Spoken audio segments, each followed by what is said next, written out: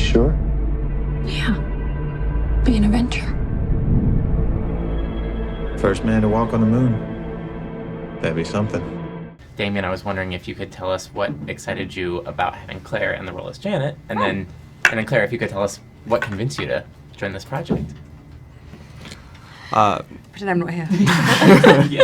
Yeah, you'll blush too much. I will. Well, I mean, like everyone, I became a gigantic fan of Claire's, especially with The Crown. But it's a funny story because I think I became so kind of convinced in my mind that only an American could play Janet Armstrong. It's not just that she was obviously American, but that she was, I felt very formed by her region. She was very much a Midwestern woman, grew up mainly in Illinois, then college in Ohio, then of course, as during much of our movie, down in Texas, then back to Ohio.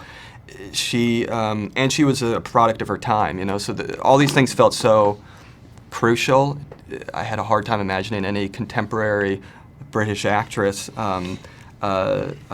doing justice to it, and all that went out the window as soon as I met Claire. As soon as Claire wound up doing actually a little kind of reading of an interview of Janet's that wasn't in the script.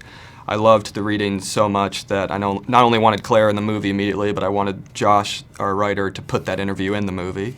And it's in the final movie. So it was kind of this immediate turnaround just based on that, you know, Claire, exceeding the already high expectations that I would have had for her as an actor. Thank you, Damien. Okay, your turn, Claire. Okay, so stop. I was surprised when I read the script. No, maybe not when I read the script, but when I heard about the premise of the film, that Damien was doing it. And I think it was just around the time that you were doing all the awards things and everything, all that for La La Land. Was it? Or was it after? Or right after. Right after, yeah.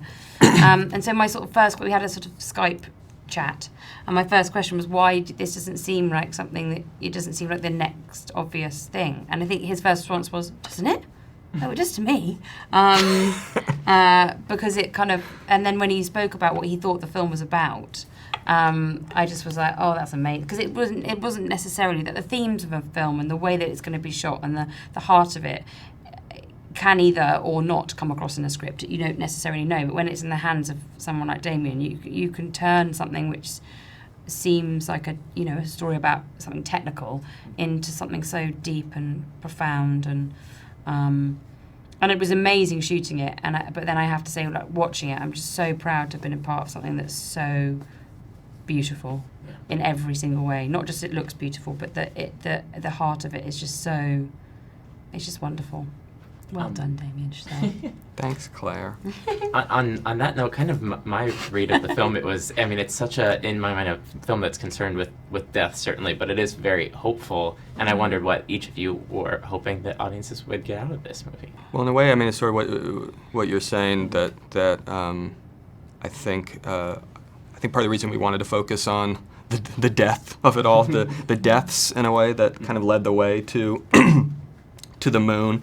And the moon is this weird kind of metaphor for loss and grief and death. It is just that I think that's the untold side of the story that we kind of tend to forget. We almost take the moon landing for granted, as though it were sort of inevitable because, NASA knew what it was doing, and everything was kind of gilded, and the history has been sort of gilded by that success. So then to actually look at the ordinary human beings who were thrust into this, trying and failing, and all the failures that paved the way for the success, but the cost that the success came with, the incredible sacrifice, the incredible loss, losses that will never be regained. I think that's it just framed it in a way that I guess I hadn't experienced before learning about it, growing up. And so it felt like if that's one thing that people take away from it, some kind of appreciation of that, then I'll be happy.